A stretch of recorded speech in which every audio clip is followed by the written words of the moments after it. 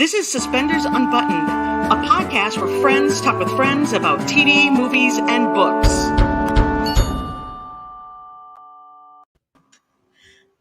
Hi, everybody. Sorry, Julie. Welcome, everybody, to our podcast. Today, we are excited to have actor Neal Bledsoe from this weekend's movie on GAC, The Winter Palace. Welcome. Welcome, Mel. Thanks for being with us. Yeah, thanks. I'm a little bummed out. About? Well, I don't know. Did you guys watch the Golden Globes last night? No. Of course not, because they weren't aired. And so one of the biggest crimes to ever befall humanity happened last night. And Michael Keaton stole my Golden Globe. And I know what happened. He just paid them more than I did. I was a little. Is that how that works? Oh, yeah. The Golden Globes? Are you kidding me? That is one of the most corrupt organizations on the face of the earth. So he just paid them more than I did. And For sure. I wish I didn't undercut my bid. So I'm a little peeved. But well, next year. Yeah. Well, maybe we can do a fundraiser. Huh? Maybe we can do a fundraiser next time. We're really good at it. Right on. We'll do a fundraiser. Cool. Fantastic. We've previously done things like, cancer places and things like that. But this is a much more noble cause. Right? Do something more noble. So I was asking Catherine a question in the booth, and we're trying to figure this out. If any, because of course my Golden Globes campaign is not serious, but if a Hallmark movie in a performance has ever been nominated for Best Actor or Best Actress or Best made-for-TV film, and I'm sure there's got to be one. Like even like way back in the Hallmark Hall of Fame days. Yeah, right. There's got to be. Sheila's on live, and I see Dara from Dear Hallmark. Hi, girl. Hey, what's up, Dara? Sheila will know, or she'll look it up. Or Sheila. Sheila is our person who knows everything. So she's the resident historian. Yes. Fantastic. Yes. She's the chronicler of the crown, as it were. The chronicler of the crown. Yeah, that's or something. Of the buttons. She's the chronicler of the buttons. For sure. Well, so you've been really busy promoting the Winter Palace. Yeah. I'm exhausted. Yeah, I imagine. I could tell. So thank you again for being here and taking the time. So tell us about the Winter Palace a little bit, and especially since we've all seen it now and we all enjoyed it. And well, that's good news. What's the feedback you're getting? Well, the feedback I'm getting, I'm actually getting some amazing feedback from people. So I put into my Twitter, just put in a question at the end of the film. I just asked for feedback, the likes, the dislikes, what they wanted to see more of, and also ideas for a sequel. And the response has been overwhelming. I thought for sure my older brother was just going to get in there and just, kind of bully me as much as he could. But that was only about 50% of it. The other good 50% has been people that have responded really well to it. And I tell you, I don't know if you guys know this or not, but I actually wrote the last two scenes in the film. I heard you say that. Yes. Okay. All right. Well, at the risk of repeating myself and patting myself on the back, forgive me. But one of the things that's made me, because like the pride you get as a writer versus the pride you get as an actor is something very different, right? Right. So one of the things I really liked seeing is that people have really responded to the words, whether it's the speech at the end of the film, or I've been seeing a lot of people remember the callback of that. Well, that's a royal order, or things like that. And those were all kind of things that I helped pepper through the script. So that has made me feel really good, and the response has been, wonderful. It's been really overwhelming. As an actor, do you like that combination of writing and acting, being involved in the more pieces of the project? Of course, yeah. Being the megalomaniac that I am, I just like as much control as I can get. No, but like being a piece of it. Right. Yeah, I mean, look, there are different people have different skill sets, right? Like both, as we kind of mentioned when we kind of did the impromptu live last week. Right. Both Danica and I had a lot of creative equity in this film, like meaning that we were able to have a lot more input creatively and have it received by the people in a position to make that creative input happen than normal, and that's really not the norm. I mean, one of the major differences between making a film, and this is the first film I've made for GAC, and I've only made 2 for Hallmark. So, but one of the real marked differences that I saw was how much more creative freedom and how much more faith Bill and the network at GAC had in us to tell a good story than it was. And surprisingly, it's not like Hallmark's there kind of saying no to things. Right. It's more because there's such a big corporate structure, they're almost a victim of their own success. Mm-hmm. There's such a big corporate structure that people are afraid to make decisions, which kind of paralyzes people. Like, I remember we were doing Christmas Carousel, and I was a painter, right? Mm-hmm. And I wanted to, like, I was being given a painting costume. Right. And I was like, I need some paint on the costume. Right. And the costume designer was paralyzed and was like, oh, no, we can't do that. We can't. And I was like, why? He's like, I'm going to get a note. I'm like, no, we're going to get a note. For you. Just blame me. Tell them that I went rogue and I put some paint on my jeans. No! And it was like, it was insane to me that, so it just, it felt like there was the structure of what they thought people wanted was getting in the way of us telling a really good story. So to answer your question in a very roundabout way, yes, the being a writer on something and having that kind of creative input is so, it means so much. And I mean, just as a point of joy, because I'd never had that before. I'd never like written pages that I made my own films and things like that, but on something like this, I never had that before. Where like the last day I turned in my draft to the producer, and then that draft went out the night before. And so do you guys know this, that every time the draft of a script changes, the color changes? Mm-hmm. Yeah. You guys know this? So you get like the blue pages, the green pages. Right. So the colors changed again. And then in the margin next to all the lines that have changed, you see these asterisks.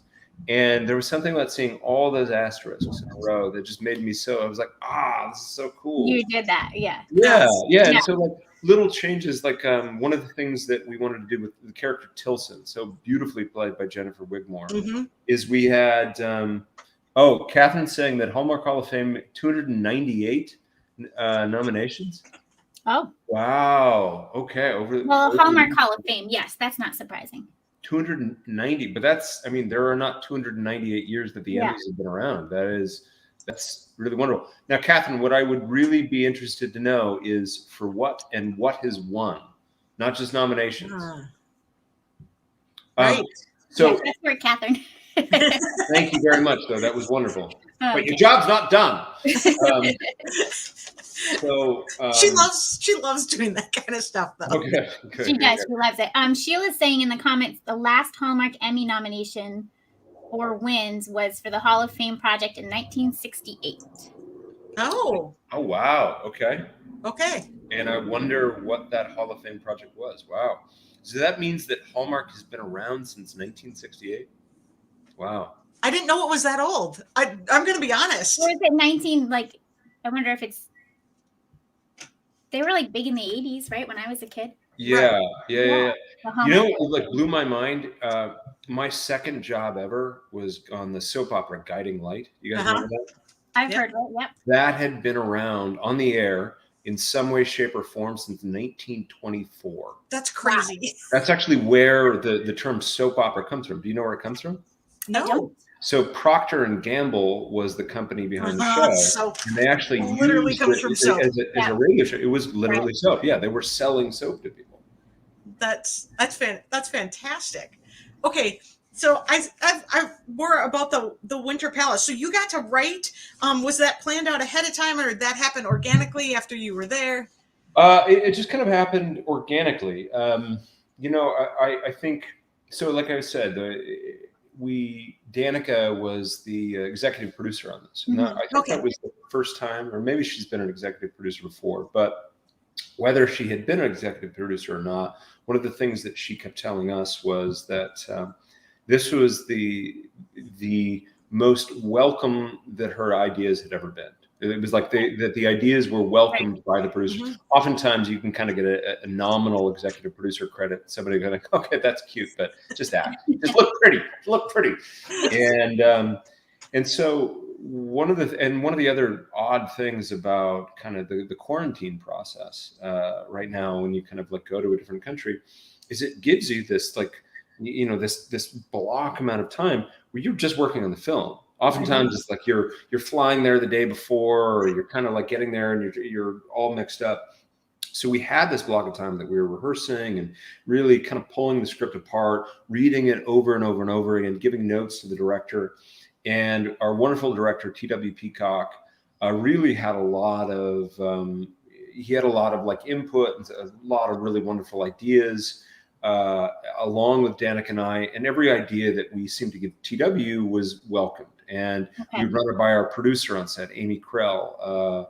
And all of that was just, it felt like our ideas were welcome. So by the time we got to set, we were able to just kind of keep pitching those things, and all of it just really felt welcomed. And it felt like we were like a really small little like team of acting or like movie commandos, like out on our own, just kind of like out beyond the wire, just operating in our own little space. And so we just kind of had this sense that like, this doesn't really work.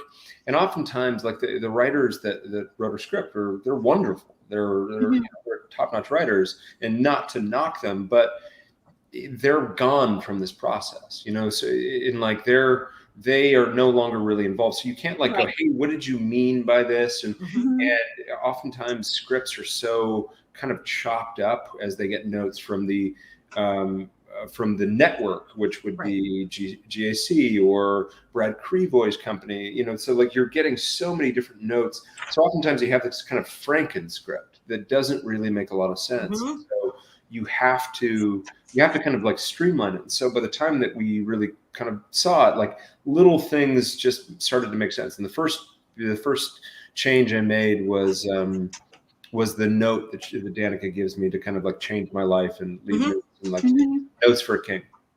And I think at first it was like, start every day with some cocoa and some hot chocolate. And like, it all sounds really nice, right? But it's saccharine. It's not really going to like punch you in the heart where it should, which is not going to change your life. And so we kind of thought, well, Henry's a sculptor. What about this quote? And I found this quote by Michelangelo, and I remembered it, and it was just like, every block of stone has a sculpture in it, and it's the sculptor's job to discover it. And that felt, which is a great quote, by the way, and it's like one of my favorites. So when that came out in the movie, I was like, yes, yeah, totally. So that was one little change that we made, and then as we kind of went through it, we realized that the end was going to be very different at one time. The end in one of the first drafts was that coronation ceremony was going to happen back in Concordia. And so Danica was just watching it on television, and then and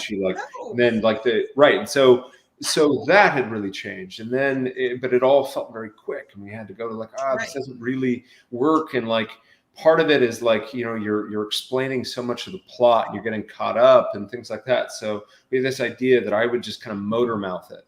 It was like, why are you standing behind that? Kind of like, to just kind of to get through it, and then have these callbacks to things earlier in the script, whether that's the Shakespeare was right, or maybe I wanted to write my own story, one where the couple ends up together, to have these kind of like callbacks to moments that I think just reward the viewer. So that's what we did. So we as viewers love that kind of stuff, by the way, and we can see those things happening. It really played out well in the film. And then as you're telling me this, I'm like, yes, those are the things that I actually, as a viewer, appreciated about the film. We as a group love callbacks, how stories are woven through the entire story, whether it be a story or through a series. We appreciate that effort that was put into that. We see it makes a better story. Right. And it is those little moments too that really, like how you said, a little change with the note that she gave you. It wasn't a little change. That was a big change. That hit you right where, right in the heart. So I 1000%. I think oftentimes there's this perception. I would say that oftentimes when I'm sort of an anti-Hallmark viewer, right? I don't necessarily like the kind of the conveyor belt storytelling that I often see on the network, which is just like, it's very nice. And it's almost something you can clean your house to, because you can ignore it. Guilty. Right. And like it's going to be kind of like, like you're going to miss nothing while the vacuum is droning. But I always wanted every one of these movies that I've done, I've always wanted to up the conflict. Mm-hmm. I've always wanted to make the conflict something central, because I believe in the audience. I believe in you guys to participate in what it is. And I think that like the more you have those little moments that you kind of like, you remember, it's like you're telling the story with us. And that's what I think we're trying to achieve here. Yeah, Does that make sense? Yes, it brings the viewer in. It keeps you more engaged as a viewer. I really appreciate what you're telling us about you and Danica and working with GAC and everyone. I love when people who are doing their thing are doing it well. I find that very rewarding. So that what you're telling me and what I saw on the screen really comes together for me. I am rewarded with people doing their thing really well. So you're saying when good actors have a good script, it's something worth seeing. Well, not just that, but just like to see that you worked together well, that you brought it in, you brought your ideas, and everything came together. Right. It's all the moving pieces. That's rewarding for me. Thank you. Right, and I think what that takes is it takes people dropping their egos. Right. It takes people just kind of like showing up, like, and that's true of any job. If you just realize that, like, hey, this thing we're trying to do is bigger than us. It comes together. Everyone comes as part of the team. They put their piece in, and it makes what is happening that much better. Yes. I work in critical care. We do a team approach to it. Everyone rounds. We all bring in our piece, and it's better for the patient. For you, it's better for your movie because everyone in the team brought their game. Right, exactly. And if somebody went rogue and was just like, I know what this patient needs. Give me 50 cc's of Demerol. What are you doing? It's like, also no Demerol anymore. Nobody makes that stuff anymore. I was reading a script about Demerol, whatever. Hey, that's okay. Let me drink my scotch. How dare you? I do a lot of fentanyl and Versed. It's cheap and it's available. Yeah. But no, it's like you can see that. And now listening to you, I appreciate those things that I was seeing in the movie even more. I loved hearing that story of how that came to be. So do you have other projects in the future planned out? I would love to tell you that Steven Spielberg just called me, and et cetera, et cetera, et cetera. That's just not the life of an actor. No. I don't even know when my next GAC movie is. I don't know if it'll be a Hallmark movie. I don't know if I'll be in Tahiti for 3 years doing an HBO show.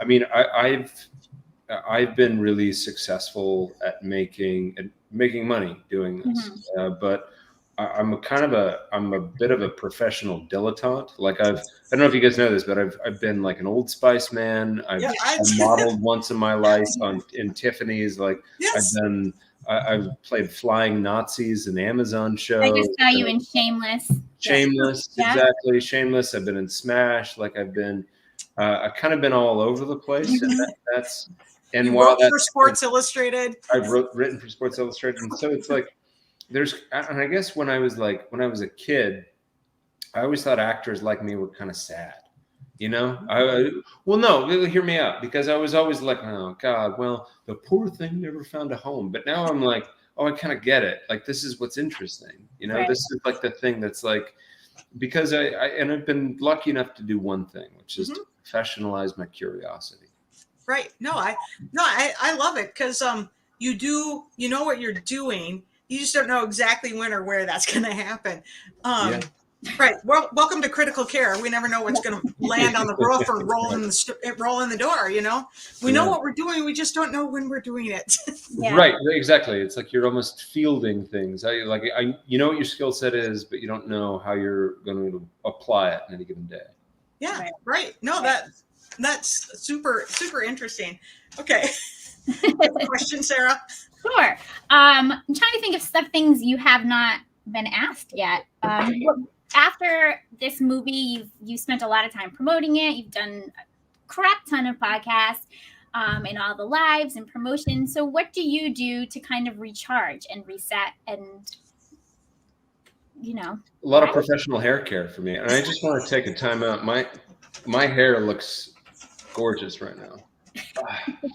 And this is kind of the danger of the Zoom age, right? Is we end up just kind of going like, wow, am I this handsome? Wow. Wow. You know, I live in the state of hockey. That's hockey flow. You look great. Oh, thanks very much. Yeah, exactly. Oh, it's been a great game, eh? You betcha.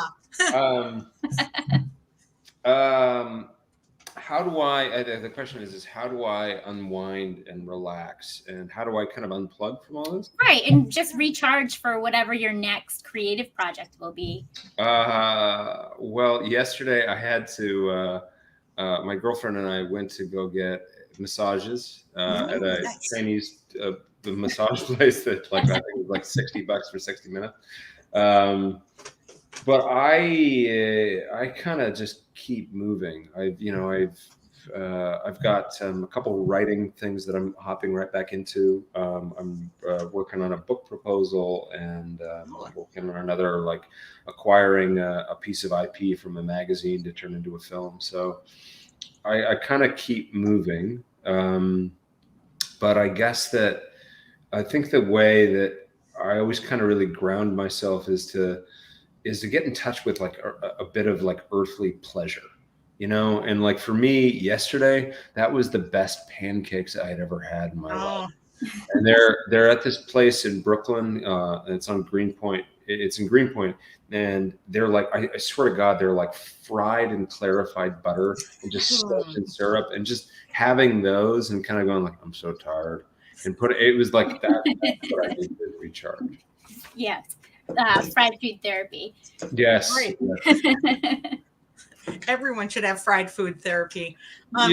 It's like your comfort food or your comfort thing. Yes. Yeah. But I will also say too, Sarah, that like being in something like this isn't necessarily exhausting. Like it is when you kind of like your body rests and you're like, oh my God, I'm tired. But it's honestly such a joy, and I get so much from interacting with you guys and everybody else. And like, I love reading everything. I mean, it's a lot to keep up with, and I can't get to everything, but it is something that like the feedback from people feels really good. It's like being at Christmas Con in a way. Like, there were some people that would come back and go, oh my God. But I was like, the whole last day I was in character.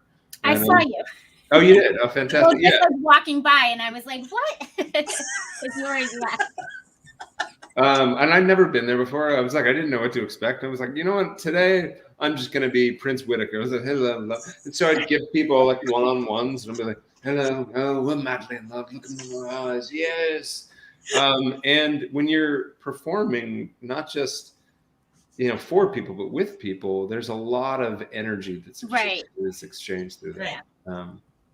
Oddly enough, my dad does this. Do you guys know who Jonathan Winters is? Remember? Yeah, for sure. I do. Sir, do you know who I know the name, but I don't. Jonathan Winters is was kind of he was Robin Williams' hero. That kind of hyper kinetic. He was on Robin Williams' show. He played the baby. Right. He was Robin Williams' hero. But like Jonathan Winters was somebody that was like had such like a mercurial and very, very facile mind. It was always like good at improvising. So one of the things that I saw growing up is my dad would do that with people just everywhere. And when you're, a little kid, it's weird. When you're a teenager, it's terribly embarrassing. Now it's really kind of endearing. Yeah. It was just like he engages like somebody at Costco and like a bit of street theater. It's like, oh, how frozen are these shrimp? And they're like, what's going on right now? But it's like it's wonderful. And so, but I think what I'm only kind of starting to realize is that he was doing that because it gives him joy. And so I guess my point is like that those things never really feel taxing in a way, or they never feel like you're losing something. It feels like you're just sharing the joy in something. Like even my Batman Stole My Golden Globe. Yeah. I started this like dumb, like fake Golden Globes campaign, but of course I was wrong. but to see people participate in it, or I've got this fake war with my buddy Wyatt about his paintings, and to see the way that people are like respond to it and interact with it is like, that brings me so much joy, because it's not just me laughing or kind of like standing like a monolith going like, oh, this is so cool. It's like everybody gets to participate. Right. You know? Right. As fans and viewers, we love that engagement too, to see that happening. It's very fun. And right, you know, and we also too, you know, get a moment to be something else, right? Yeah, that way we all get to be in the play with each other. Right. Which is a lot of fun, actually. Absolutely. It is a lot of fun. You know what? I'm going to plug this because I think it'll be a lot of fun. And if you guys want to come join us, so I'm going to do two things on Saturday, because we're having a re-airing, and at 5:15, Danica is hold on 1 second. Yeah, you go get it. Danica sent me this. Oh my God! On Amazon. Yeah, and she sent me an entire.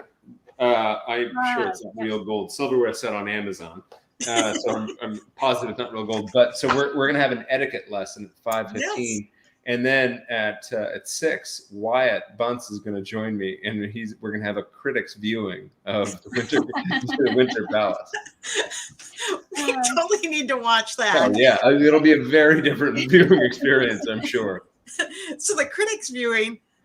Just got a quick ask. Had an accent. How'd you decide on land on that accent? Which accent? The one you used in the movie, because who knows what Concordia really sounds like? Oh God knows. Well, did I tell you this? That I was going to do like a German accent until right. I was going to do a German accent until like a day before. So I mean. Part of giving actors free reign to have a lot of their own ideas is a really wonderful thing until they have terrible ideas. And like, look, I am as guilty of it as anybody else. I happen to have some very good ideas, and then I have some ideas that need to be let go of. So I had this idea that like every single one of the Prince movies, right? Every single one of the royal movies, it takes place in like, oh, welcome to Tulip Flower Landia. And you're like, where is that? It's like, I don't know, somewhere in Europe-ish. And small country. Right. But everybody speaks as if they're like on the fields of Eton, or like, you know, arguing a point in front of the prime minister's Mr. Minister. You know, like it always sounds like, because I think as Americans and as Canadians, like we have it stuck in our minds that all the royals have to sound like the Queen, right? They all speak like the Queen's English. Right. So I had this idea that I was like, all right, well, what if I speak with a middle, like just a continental accent, not Christopher Walken as the continental, but like more of as an accent of like just vaguely kind of like a continental, like you don't know if it's German, you don't know if it's like French, Italian, whatever. So I found this guy, and he is this exiled count from Romania, Count Karnaki, and he speaks very, very softly, as if everything is going to be okay, but you have just walked into a spa with the villain of a James Bond film, and it didn't really work. And like it kind of felt like I was like playing either like a very soft-spoken evil scientist or Bond villain or a Nazi, and none of those are what we're looking for our GSC movie. So we scrapped that, and I was like, oh, we can't do that. And I think Danica's face, it was like, this was the face she gave me. So this is the accent I'm doing. And it was the first day we'd been together, and I was like, all right, so this is the accent. And like the producer wanted to hear it, you know, and she was like, let's hear it. And it's like, yeah, we'll see. And so I was doing the accent, and you could see hang on, time out. All right. So Hallmark movie that won the most Emmy Awards is Promise. It received 5 Emmy Awards, including Best Picture and Best Actor, James Woods, 2 Golden Globes, a Christopher Award, and a Humanitas Prize. The production is still widely used as a teaching tool in medical schools throughout the country. Wow. That is work, Catherine. Thank you. 10 points for you, Catherine. Yes. Yeah, way to go, Catherine. Wow. All right. So they were looking at. So I did my accent, and Danica's face was like. So you were taking that feedback as a no?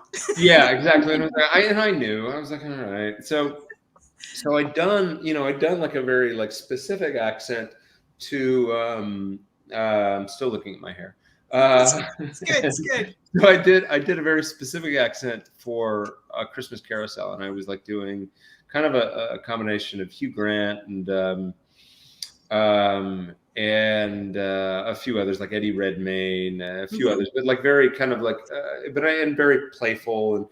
But I noticed that it would always kind of keep shifting towards Peter O'Toole, because my favorite accent things is like when you kind of go down the rabbit hole of these accents, inevitably you watch a bunch of interviews on YouTube. And for whatever reason, the algorithm just knows me. So it'll always go to like drunk Peter O'Toole story. And I was like, all right, well, that's just going to be like, so I have that in my back pocket. And I was like, all right, I'll just do it. So it was like, so, all right.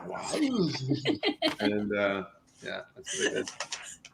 Well, kind of love it because you couldn't quite place it, but it was definitely Europe somewhere, which it was very Concordian. Very Concordian.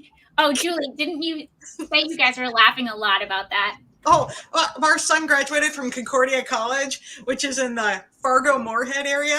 Oh, fantastic. Great. So that you were from Concordia, and their mascot is an ear of corn. Fear the ear. So right, of course, yes. We were fearing the ear the whole time, my husband and I. Yes, that sounds pretty on brand for us, actually. Yeah, it's weird. Did you guys catch the Easter egg of me feuding with the Crown Prince of Ancadia? No, I don't think so. So there was it's such a cheap gag, but it's my attempt to expand the Hallmark cinematic universe. Right. And I wanted to create a trade war between Ancadia and Concordia. I got the trade war going. Yeah. I don't know. We'll see. We'll see if there's a crossover. Yeah, there should be a crossover for sure. That'd be fun. You should write it. Right. Because there was a trade war, and they didn't know if it was going to go. You're right. Exactly. Right. That can come through in the next royal movie that happens. I hope so, man. Yeah. There needs to be a follow up because these two are they're at a chalet, and what's happening now? He gave up the crown. What's up? Well, now I'm just whittling wood, I suppose. I don't know. You are making carvings. Maybe in the next film I realize that wood whittling doesn't actually pay all that well, so I'm like desperate to get my job back. As a prince, aren't you independently wealthy though? I guess so, but surely there are better uses of one's time. No, but look, I'm not going to make a value judgment about what Prince Henry likes to do because that's his dream, and clearly he wanted to follow it. And I wanted to whittle wood and make little owls and things like that. Right. No, the wood carvings look great. There's a lot of the stuff that we see at the state. They were pretty good, actually. Yeah. Yeah. We see a lot of that kind of stuff at the state fair here. They literally carve it with a chainsaw. That's in my mind. That's what I wanted to do. So like Emily's just kind of writing in bed, and she comes down. She goes, and I'm wearing goggles. She comes out. She's like, "What are you doing out here?" And I'm like, "Emily, what are you still doing up?" All right, what is that? And I'm like, "Oh, just an old sculpture I was working on years ago. That I suppose I lost track of time. I should put the chainsaw away. Anyway, don't look." Yeah. Because the goggles were a little much. They were remember they just wore the glasses, not the aviator goggles. No. Well, no, I actually did wear goggles in this, right? When I was rewiring. Yeah, they were like aviator goggles or something. Everybody who carves wood around here just puts the glasses on. No. I wasn't wearing goggles for the wood carving. I was wearing goggles for the rewiring scene. Yes. Yeah. Same.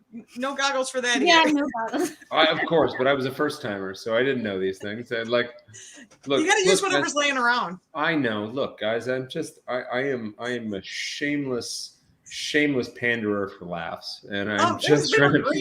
They were fantastic. They came across on screen just like they should. Good. Well, fantastic. So we liked the film. We loved it. Yeah, it was Sarah, you sounded like you had some reservations. You were like, yeah. I was like, will you marry me? Yeah. I did. I watched it, and I did clean my kitchen to it. But that's my I have to plug my kids in the other room. Gotcha. and then I get my little iPad and I'll wash my dishes. So I'm watching. It's I got distracting, bad tasks, but I no, love the end. I love that. I love that you made a change. Is that the part where Sarah was drying? Probably. I missed that part. Probably. I love that. After you said her character wasn't supposed to be in the room, I'm like, no, she had to be in the room where it happens. Yeah. Right. This is a Hamilton moment. She needed to be in the room where it happens. Yes, nice theater callback, Julie. Well done. We got a little theater between. Sarah just went to Hamilton, so whatever. My second time. Oh, cool. Right on. Yes, my kids are obsessed with it. So. Is this in Providence or up in? Yep, I just went in Providence. I've Cool. seen it twice now there. Fantastic. Has it like enlivened their interest in history? Or? Yes. Well, now my daughter knows. She's 11. She knows all about everything. She corrects things if she hears it wrong. Well, that's not how it is. Or Wow. I can't even think of an example right now. But yeah, she's in it. And then even I have my middle son is 8. He has special needs, and he's singing it. And my 4-year-old is singing it. So a lot of fun. We listen to a lot of Hamilton. Look at that. Theater teaching history. What do you know? Absolutely. Right? I would say it's even helping. It's even doing like a speech therapy part of life in my house right now. Oh, I'm sure with David Diggs's fast rapping. He's trying. Yeah, right. Yeah. Cool. Yeah, that's fantastic. The little one gets like the last words in. It's really cute. A lot of fun. I love that. So fun. Well, speaking of Providence, you brought up food last time we chatted. That's right. So how do you know Providence, and what are you doing in my neighborhood? Just poking about. I've been there. I've shot 2 things in Providence. One was a pilot that never went to air. It was a cool pilot, a very cool pilot. It was a political pilot, took place in Washington, D.C. And did you shoot at the State House? I think we shot there. We shot we primarily shot at the hotel downtown. Maybe that's just where we stayed. And but it was I was there for like a month, and I kept poking about and looking for good places to eat. Interesting little story. The guy that was playing my dad, or not my dad, but my boss in the pilot, was this wonderful actor by the name of Will Lyman. And not many people know who Will is, but they know his voice. It's like he was the voice of BMW cars, or if you guys know the show on PBS, Frontline, the news magazine show. Right. Yeah. Okay. He's the narrator of that. He's got this very distinguished voice. Yeah. So I was just like, that would look like somebody that I really kind of wanted to emulate as an actor. And it was like, he just seemed to have a real nice moral compass. And so I was asking him, I was like, hey, Will, what are you doing after this? Like, it was one of those moments. I think it was my like 6th job. It was like pretty early on in my career. And so I was like looking for role models. And I said, Will, what are you going to do after this? And he said, and I was like, are you going to do a movie or another TV show, a play or something? He said, no, Neal, I'm actually, and it was right after Hurricane Katrina. Right. He said, no, Neal, I'm actually going down to New Orleans to build houses for Habitat for Humanity. And I was like, because I'm just going to go back to New York and complain that I'm not famous. It actually, and I did that for 2 days. And then I booked my ticket and I went down to New Orleans for about, I think I was down there for 2 weeks, definitely, maybe as much as 3 or 4. I went down there and I was just like, I lived right in St. Bernard Parish, and building houses and installing things in Orleans Parish, St. Bernard Parish, like all over. And it was fantastic. Kind of started like some charitable works on my part. But so that was the first time I was in Providence, and the second time I was there for Body Proof. Okay. Body Proof, yeah. Very fun. Another Providence connection is I was watching you in Shameless. I skipped a couple of seasons ahead so I could see you in it. And one of our local news anchors was in the show. Oh, cool. Right on. Yeah. And I was like, wait a minute, rewind that. That's Gene Valicenti. Yeah, that was a fun role. I loved Shameless, yeah. How does it compare being on a show like that? Like you're walking into a series with a cast to, kind of getting your own movies and working like you just did this past time with GAC. Well, you certainly get to swear a lot more. on Shameless. Of course. And I mean, they're different audiences, right? So you get to, you are, and you have to keep that in mind. Who what your jokes are, what you're kind of like, but also like, look, a lot of the people that you guys are case in point, a lot of people that like Shameless also like Hallmark movies. Right. It's not like you're kind of like like, oh, this is one audience and this is another. Right. We really watch a wide variety. So Right. Yeah, right. I used to tell people my favorite shows were Game of Thrones and When Calls the Heart. Like there's two sides to me. Yeah, right. And I keep wishing there would be more beheadings in When Calls the Heart. You know, like I think it would make it a far more interesting show. Yeah, exactly. Like they go up on the air balloon. I've never seen this before. Oh my God! You made it the most compelling show on television. That's our clip, Catherine. Right. Everybody dies of scarlet fever, and it's like, the fever has come early to this Canadian prairie town. All the Mounties are dead. Except for one. Except for Kevin McGarry. He's the only somehow he's like, his shirt's unbuttoned to here. He's like, somehow I'm immune to this disease.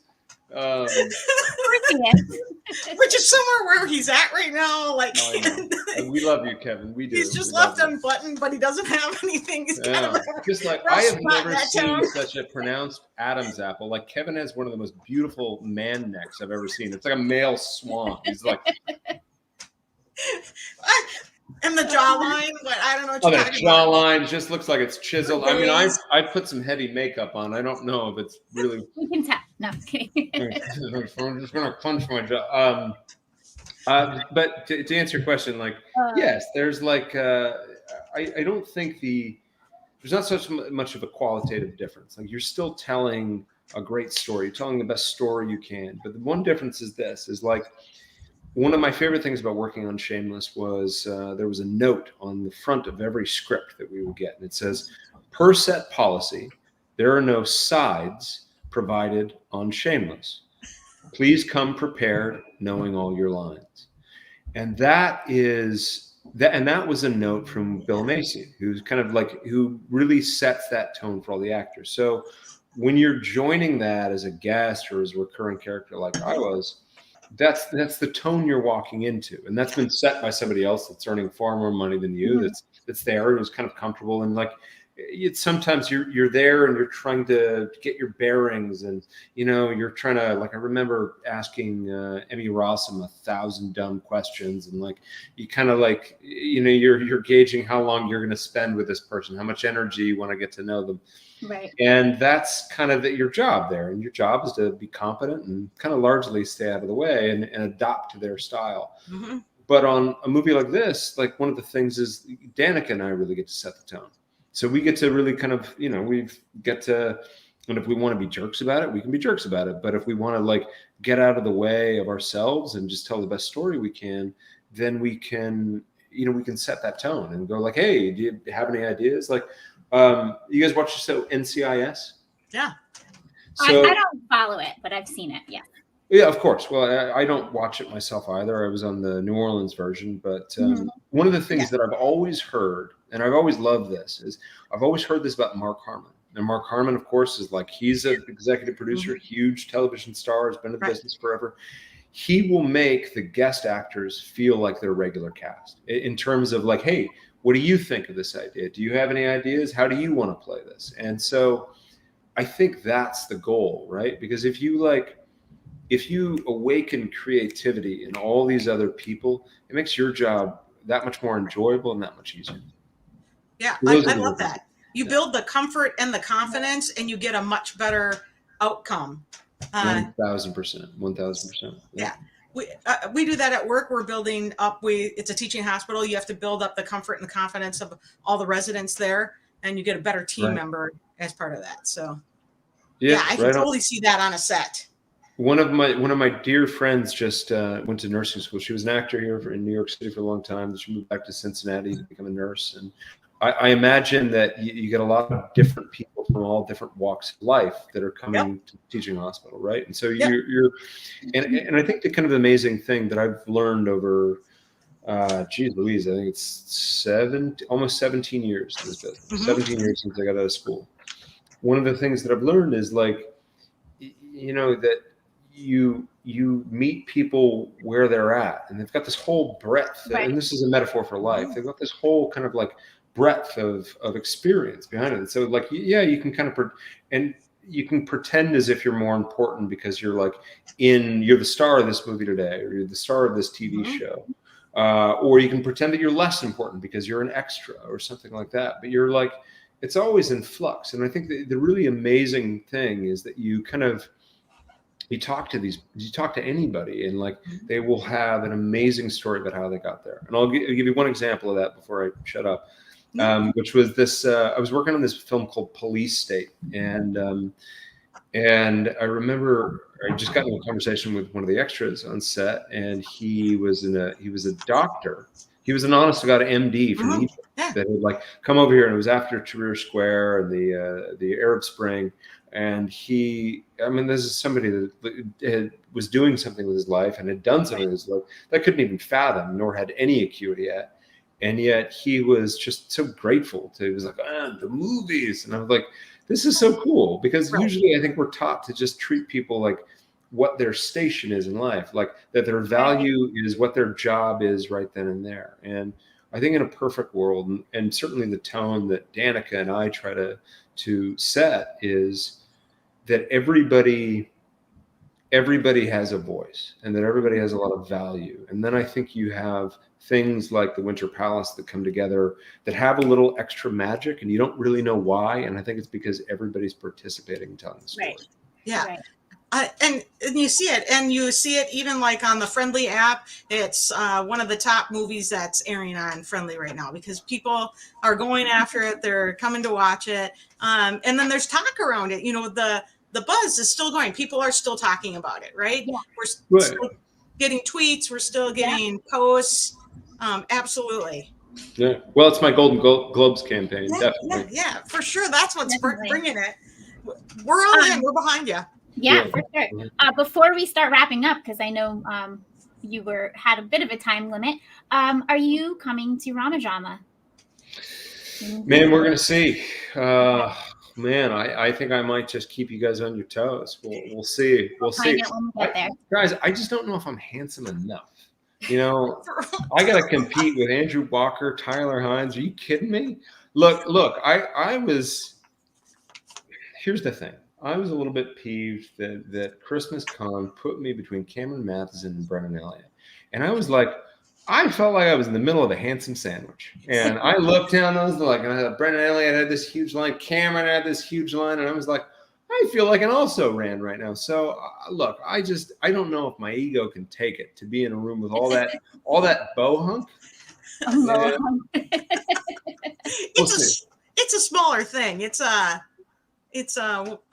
more of a boutique event as opposed to fantastic a mass event. I will. You know what? I'd say the betting money is on it, but we'll have to see. We'll have to see if they treat me right. Yeah. Oh, yeah. Gabrielle's listening. Yeah, Gabrielle is wonderful. Gabrielle, if you're listening, yeah. She's always listening to our stuff. So we love her. She's great, and we have a lot of respect for the things that she's doing with Ramadrama. And absolutely, and with GAC. Absolutely. Well, I would love to see you guys there, and you guys have to. Now I know that I'm on the McGarry podcast, but it's not the podcast, is it? We had Andrew Walker on the podcast already. I love Andrew. Well, here's the thing. Now that we've got you guys in this Bledsoe circle, we got to get you. Do you guys know what my fan club's called? What is it? The Princesses. Wait a minute. Is it that Instagram account? Oh yeah. I'll say it. Say it wrong. It's fantastic. I love that one. It's the princess. It's the princesses that say P-Huck. Yeah. Yeah, that's what the princesses say. All the princesses said P-Huck. Yeah. Sure, that's what they say. So now we gotta, now you guys gotta join this. It's like, I'm sorry, you guys have another choice. I'm following already. Yeah, that's good. Good. We're in. We're in. Well, Julie, Sarah, this has been fantastic. Do you guys have any other questions for me? No, but thank you for joining us. I got to call my lawyer and see where we're at with suing Michael Keaton. So okay, yeah, okay. You're busy. Noted. Noted. All right. Thank you very much for joining us. Neal. Of course, it's been my pleasure. And thank you everybody for being here. We'll see you next time. Bye, guys. Thanks. Bye. Bye.